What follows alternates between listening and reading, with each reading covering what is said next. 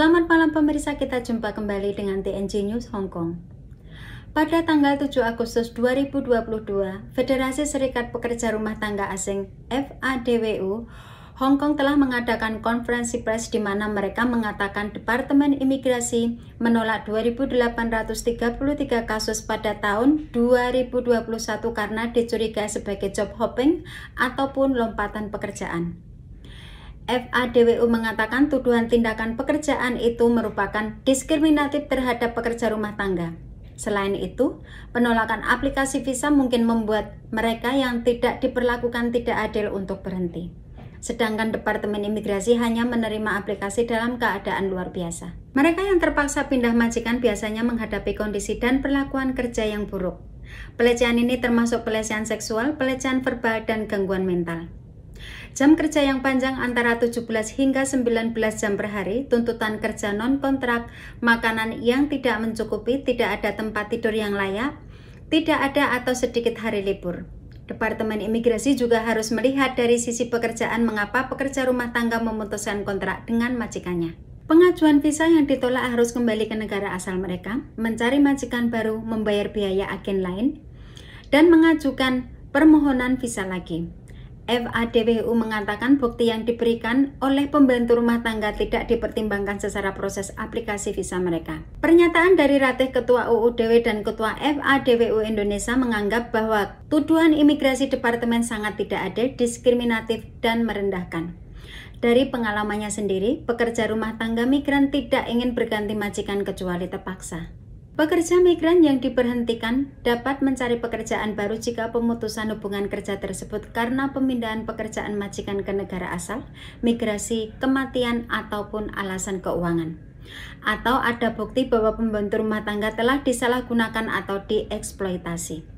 Menurut Departemen Imigrasi, hal ini membuat pekerja migran harus memenuhi syarat untuk mencari majikan baru dalam masa kontrak kerja mereka selama 2 tahun di Hong Kong. Pekerjaan yang diberhentikan yang gagal membuktikan alasan dibalik pemutusan kontrak kerja mereka dianggap job hopping. Kebijakan pemerintah Hong Kong terbaru terkait karantina bagi pendatang luar negeri termasuk Indonesia. Mulai hari Jumat 12 Agustus 2022, pendatang yang tiba di Hong Kong dari luar wilayah Tiongkok harus menjalani 3 hari karantina wajib di hotel dan 4 hari pengawasan medis di rumah atau akomodasi lain. Dengan ketentuan pada hari ketibaan, wajib melakukan tes antigen setiap hari sampai dengan hari ke-10 setelah ketibaan. Wajib tes RT-PCR pada hari ketibaan dan hari kedua di hotel karantina. Wajib tes RT-PCR pada hari ke-4, ke-6, dan ke-9 di pusat tes komunitas klinik ataupun dokter terdaftar. Bila seluruh hasil tes negatif, kode kuning dalam Live Home Safe akan aktif sejak hari ke-4 sampai dengan hari ke-7 yang menandai masa pengawasan medis. Bila salah satu hasil tes positif, kode merah akan aktif sehingga harus melanjutkan ke karantina lagi. Selama 4 hari pengawasan medis, pendatang diperbolehkan keluar dari rumah ataupun hotel, menggunakan transportasi umum ke tempat kerja, supermarket, mal, serta pasar. Namun dilarang berkunjung ke tempat-tempat yang berisiko tinggi seperti restoran, bar, tempat karaoke, taman bermain, dan sebagainya. Setelah selesai masa pengawasan medis, Live Home Safe secara otomatis akan menunjukkan kode biru. Syarat dokumen untuk kedatangan ke Hong Kong bagi pendatang dari Indonesia yaitu wajib membawa dokumen surat dari hasil tes negatif RT-PCR COVID-19 dalam bahasa Inggris yang sampelnya diambil 48 jam sebelum jam keberangkatan dan harus mencakup data identitas diri sesuai dengan paspor. Wajib membawa dokumen sertifikat vaksinasi lengkap dosis 1 dan 2 ataupun dosis ketiga. Wajib membawa bukti pemesanan lokasi karantina yang ditetapkan pemerintah Hong Kong. Mengunduh dan mempergunakan aplikasi Live Home Safe, mengisi dan melengkapi informasi di deklarasi informasi kesehatan dan karantina pada tautan untuk mendapatkan kode QR sebelum check-in keberangkatan. Pertanyaan yang paling banyak ditanyakan oleh pengguna TNG dan bukan pengguna TNG adalah cara meningkatkan keanggotaan PS VIP Plus baru dan bagaimana cara mendapatkan TNG Mastercard gratis. Hai semuanya, Christina hadir di sini lagi. Saya ingin memberikan kabar yang baik untuk Anda bahwa TNG dengan bangga meluncurkan sistem eID baru dan keanggotaan SVIP Plus baru yang ini lebih ramah pengguna dan tentu saja menawarkan perlindungan keamanan yang lebih tinggi bagi pengguna kami.